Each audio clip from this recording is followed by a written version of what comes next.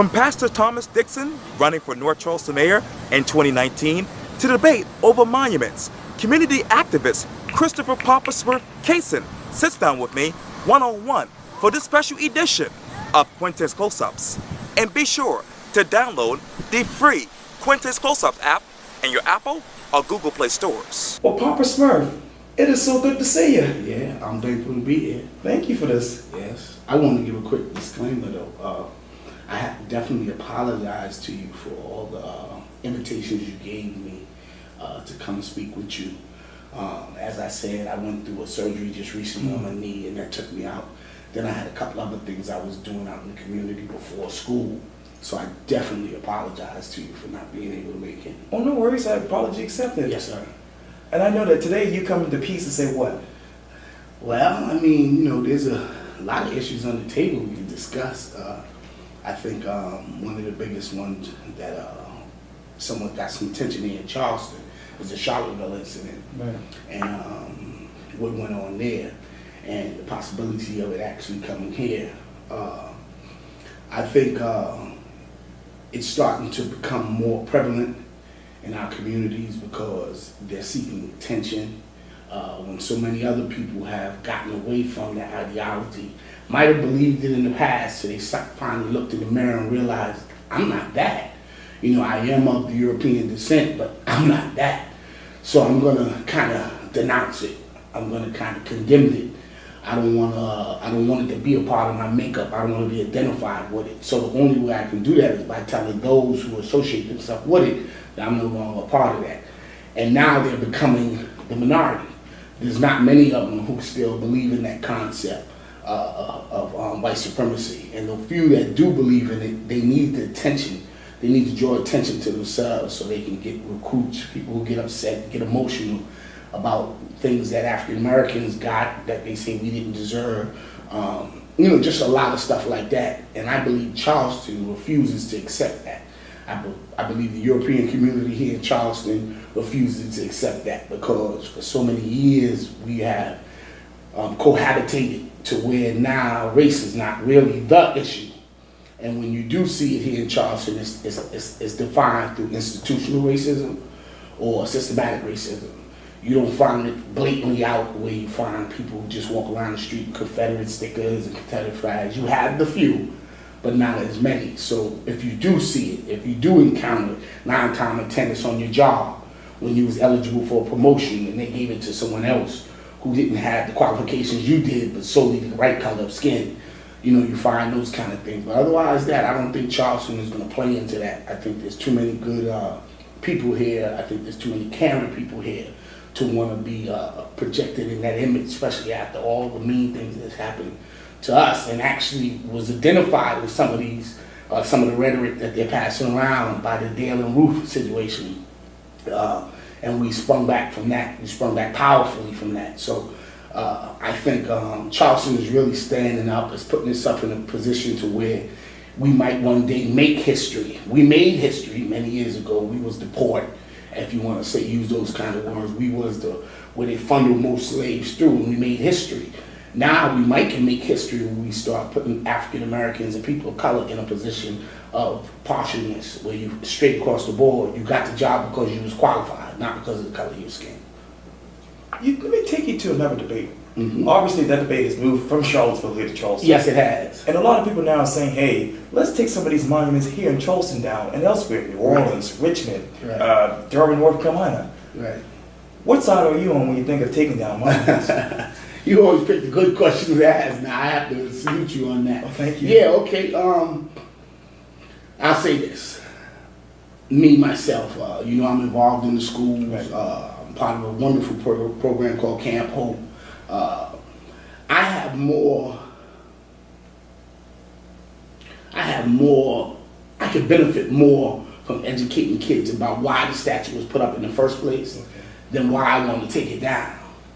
Now some people might say, well, that don't sound right, but it does. We put a lot of effort into this flag taking down, removal, and then finally one of the people who was in charge and had the power to take it down all along never did until we had the Manual 9. And then to kind of smooth things off, they went and they took it down. And then they even came up with other suggestions on what they wanted to do with it once they got it down. So the concept of white supremacy is still there. So if you take the statue down, like I think many people are talking about the Calhoun statue right there on Marion Square. Right. If you take the statue down, the concept is deeply rooted in many of these old Southerners that even not having the statue, you're still going to have more of that mentality. People will still continue to feel like African Americans don't deserve.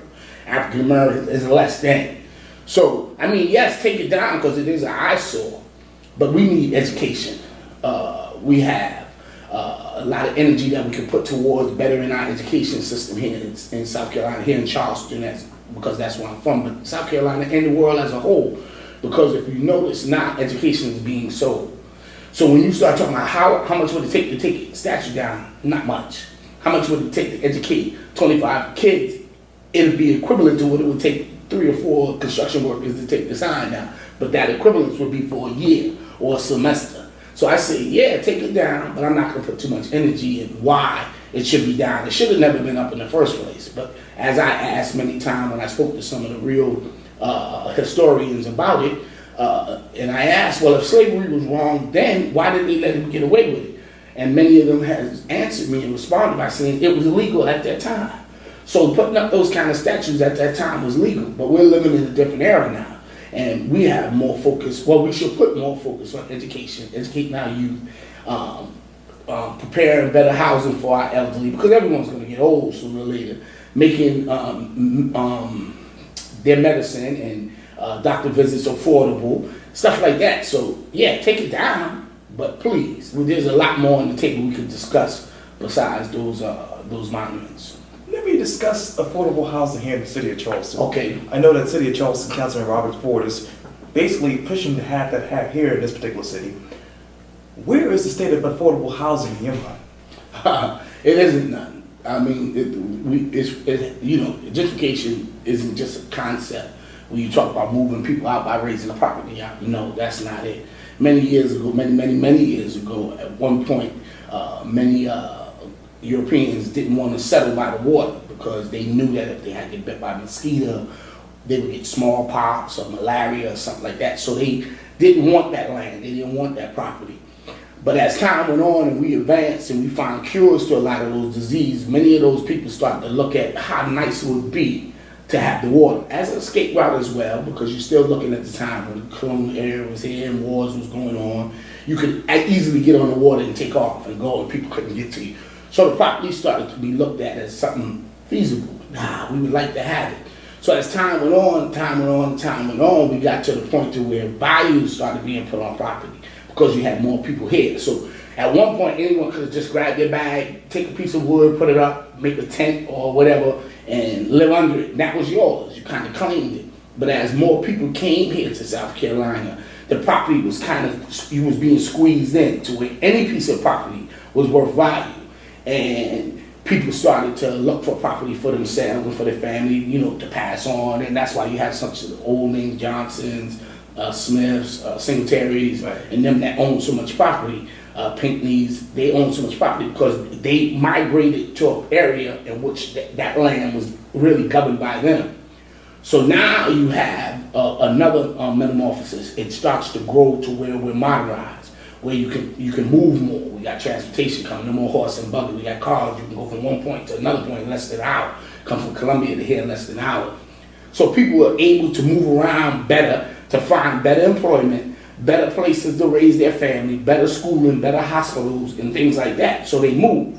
Once they found out Charleston had all those amenities, they started to come here, and we wasn't ready for it. So what happened was a lot of the property that was gentrified simply under the basis because they wanted to have a place for those people to come in. Not saying that they wanted African Americans out particularly, but African Americans put themselves in a position where they was delinquent on tax because of gentrification. They raised the tax up and you couldn't afford it. You had people who put loans on their houses and stuff like that. And when they realized that so many African Americans in these influential communities that they was looking to have was in this whole, they started to purposely target African American communities. The East Side, for one. Tourism is up. Charleston makes a lot of money off of tourism, just where you park now. We are a parking city. You know, everything that's being put up is parking and hotels for people to come in.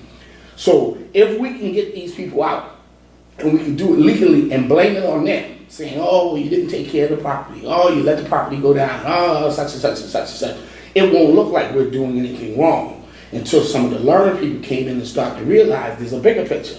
Y'all are projecting years now. Y'all projecting that 20 years from now, we'll have enough of this property where we can build 3 hotels and 2 parking garages. And that's what happened. And so they start to gentrify. And that when people use that word, I just simply say they wanted us out. You know, that's the intellectual way of saying it, but they wanted us out.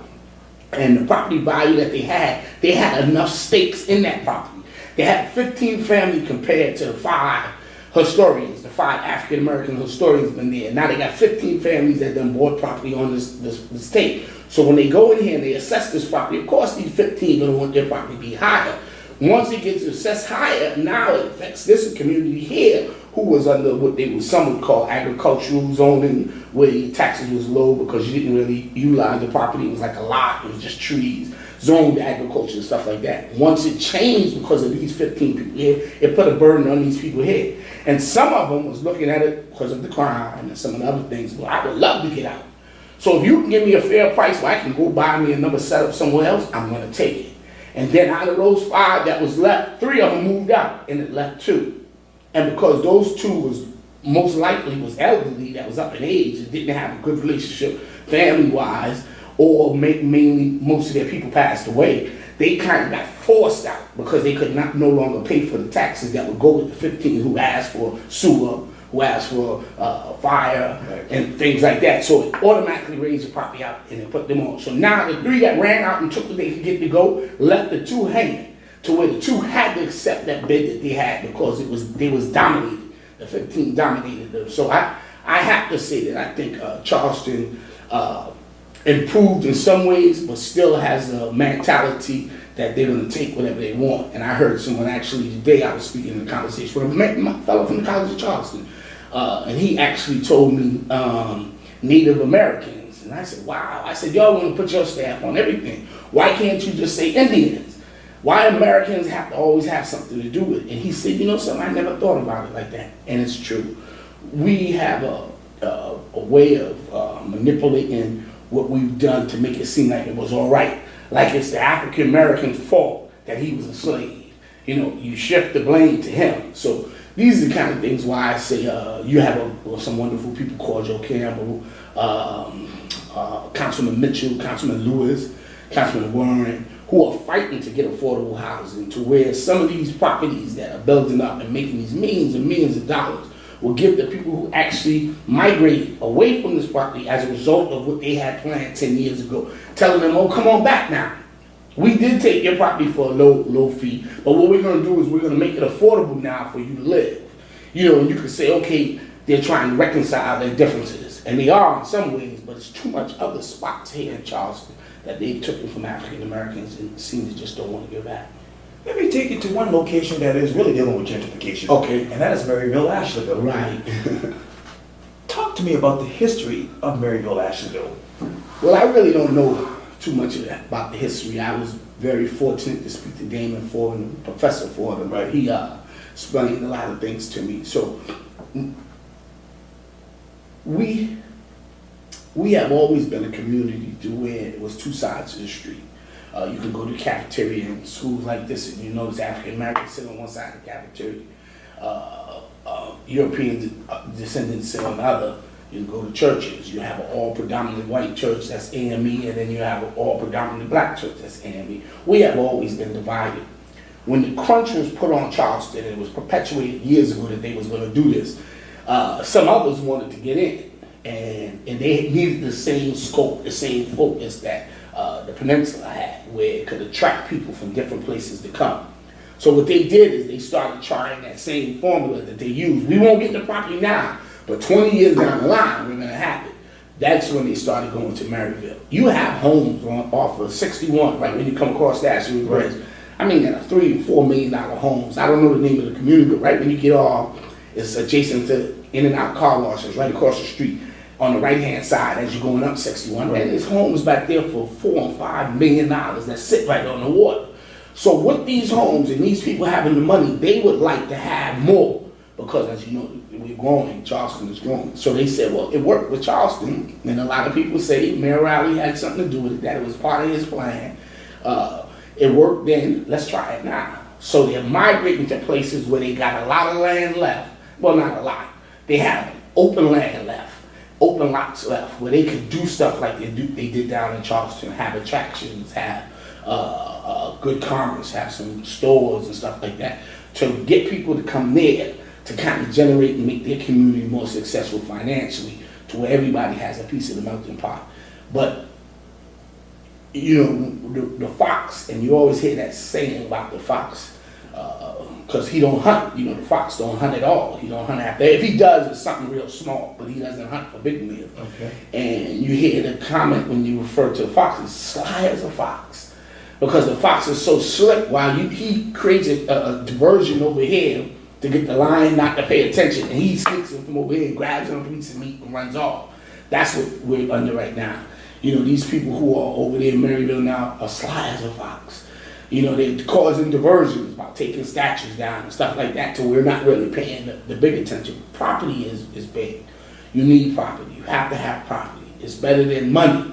You know, and most deals that relate to property are not passed over with money. It's passed over with signatures. People sign signatures and they escrow the money. They put the money up. They say, see, we got the money, but this ain't a money deal. You know, this is a deal we're going to look to happen in 10 years from now, 20 years from now. So I'm going to escrow the money to you. And that's how a lot of stuff goes on. So Maryville is starting to get become part of the old saying with those who swoop in and try to take what's not rightfully theirs. Not rightfully theirs, as being sly as a fox. Let me take you to North Charleston. Obviously, you were there in attendance for Pastor Thomas Dixon's press conference as he announced that he will run for mayor of North Charleston in 2019. When you think of Thomas Dixon, what sticks out to you? See, you know, that's unfair because a lot of people know that's my friend. You know, me and him have been together for so long. But I can honestly say, and I would hope no one would think I'm responding to your question because of his friendship with me. I think right now, if we could put someone like that in a position and galvanize all our assets to where one finger is just as important as the other fingers on the hand, making the hand complete, we could start a revolution. And that revolution doesn't necessarily have to be us against them. It could be good against bad. When you have schools that are just recently remodeled and a lot of dollars was thrown into them, and the purpose to do it was to attract again more people, outsiders, here, because we have the schools that have the science labs, the gyms, the swimming pools, all the amenities, to get them here. And we take all those people, tax dollars, and then move them out of the school. See, if Thomas Dixon wouldn't allow that. He would stand there and he would fight against that. He would not be a part of that round table where they would be discussing that as being the ultimate goal, getting African Americans or the people of color out so that they could attract, as they call them now, millennials here to South Carolina. Because me and you both know when you come looking for property, it's two things you look for. And it's not never really the price of the property. What you look for is hospitals and schools. Those two things brings the property value up if they're near, if they're traveling distance from the property which you want to get. So having Thomas Dixon there, I think, would be a wonderful thing for all he's done and continues to do. He's been out, he's been very vocal about a lot of the people who we have here in our community that have took those kind of seats and haven't really done anything with them. You know, he speaks about that's just not me. You know, if I was able to be put in that position, which I think he will on this run here, that is going to be out. That's going out the door. Right upon my when they swear me in, that's going to be my first job, to get those out who continue to collect money, receive benefits as a result of their position, and don't do what they're told. They don't uphold their title. They're just there because it's a benefit to them or whatever they have done. So I hope he wins. I think he will. I think our community is tired. I think North Charleston needs a breath of fresh air because, and I'm not necessarily trying to dump on Summy, but because Summy has had a lot of he had his hand in a lot of things that shouldn't have went on. And, you know, I can't say illegal because then I'd be lying. I don't know this to be true. But morally, I would say that it was wrong. He was a part of a lot of stuff. You know, people speak about some of the parks he put together up on Dorchester Road, upper part of Dorchester Road. And I got to speak to Councilman Mike Brown. And Mike Brown said, well, those parks can be utilized. We just don't. You know, we feel because they're not in our community, we can't travel to these parks. And Mike said they are open to the public. So stuff like that is going to better North Charleston. It's going to kind of set a blueprint for all cities. So when you get the mayor who happens to be the president, as the president of the United States, the mayor is the president of that city. He's the highest. The buck stops with him in that city. And when he can control how people are evicted from housing, how people are gentrified from housing, land development, these big corporations that move in and get these tax breaks, he can dictate how that's going to work.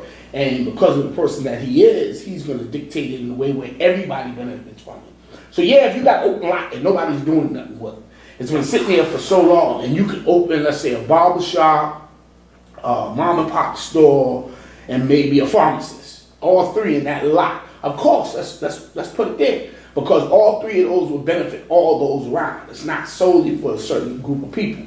So I say, yeah, you know, he is the man, you know, and I don't say that, and I don't say it with no reservations, but I believe from being with him and us doing the things we do, he would be the best person for that position. And I think the city of North Charleston knows that. There's going to be others that come out also to take their hand at it. But I hope they understand that when coming out like that there, you split the vote. You give Sonny more power because there's only one group that's voting for him. Okay, but for the different mayors that actually say they want to run, you're going to have this group voting for him, this amount voting for them, that amount voting. So if each one of those groups got 1,000 people, and somebody needed 3,500, those 3,000 right there will be split so much up because it'd be 1,000, 1,000. None of them could actually compete with him because he has one group, he has one set of people he has had for 20-some years now that has voted for him. Even African Americans have voted for him. So I'm hoping that those candidates who do come out, who believe they have a chance, see the importance of unifying this effort now. Who is the best man? Let's send him up there. You know, let's send the best man up there to run against him. Let's not all go and try to get elected to split the African American votes up. And the chances and the likelihood, as it did last year when Cemetery ran, when he should have been, I believe he should have been the mayor. He really should have. But we had so many different people come out the woodwork, taking some votes, getting their family to go talk to people for their votes and stuff like that. And it ended up splitting up to where Cemetery came so close. But just those few that was given to these other few stopped him from finally getting Mr. Sonny out. What is your definition of North Charleston right now? See, I said, well, you come with these questions. I think there's a lot of angry and frustrated people there. They're frustrated because they can't move around the way they would like. You know, transit is down the drain over there. William Hamilton is doing everything possibly he can do to get that transportation back up and running so those people from North Charleston can move around. The job market is very slim up there. You most likely will end up doing factory work, which doesn't pay that much. And in a city that is non-union, you're not protected. You can work for 6 months and they can say they don't need you no more, and then you're out the door. North Charleston has a lot of frustrated people, and they're frustrated because of the conditions. We have a hospital that's sitting there doing nothing that could be opened up, and you could house people in there that can't afford to live in a, what would I call it, low to moderate income housing. People call them a project, I call them housing.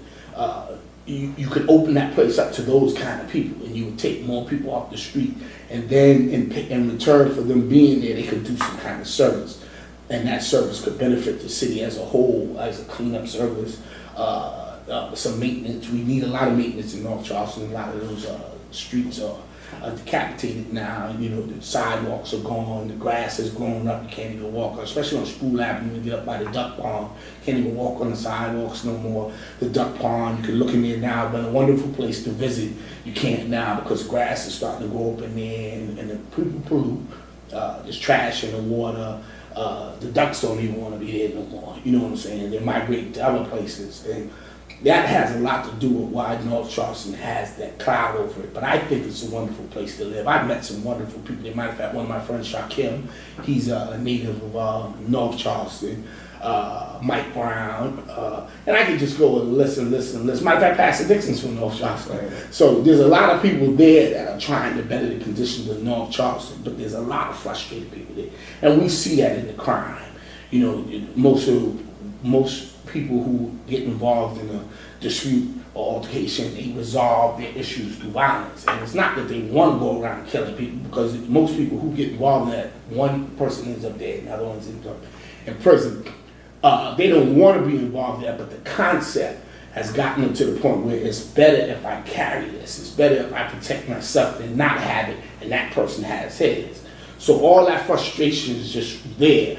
And people, like I said, Shakim and Pastor Dixon and Jesse Williams, with them out there now, they're kind of bringing peace to that. They're kind of bringing some calm to that, because they see that they have property that's worth value now. They see that they have a moving force that keeps the McDonald's going, that keeps these low-income communities thriving to do better for themselves. Because now you see the possibilities of it being taken over there on Mixon or Dick's Mixon. Right. They did that, and they see the possibilities of what could happen for them. So people are starting now to open their eyes, but you still have leadership that's not really for that. And that goes back to your first question about Dixon for mayor. That once you get that leadership out of there, they take such a lackadaisical approach to fixing things, and you get that out of there. Now you got people in there painting stop signs, putting up bus shelters and stuff like that. It makes the people feel good about where they live, and it can easily change. And that's why I said, like, people like Shakim and Pastor Dixon and Jesse Williams and many others, Mike Brown. They're really pushing forward. They're getting ready to galvanize a new way of thinking. And see, anytime you bring in a new way of thinking, you have to have a new way of teaching. See, and that teaching has to be consistent with the truth. Once you put that formula on the table, you'll see things change. You'll see how people start to realize that when there's paper on the ground, let me pick that up. It's my community. It's where I live at. So things like that are what's going to bring North Charleston and move this cloud from over it. I think, again, that there's a million names I can name. Omar Falls, he's a good guy. He's out there doing it. And just a bunch of names I can name. G.B.R. Jordan. All these people are actually giving back to the community. Mike Chisholm, they're putting things back. Ricardo Lewis, Munzel Bryan. I mean, it's just so many people ready to move forward if they was given an opportunity. But you need leadership that's willing to open that door for them.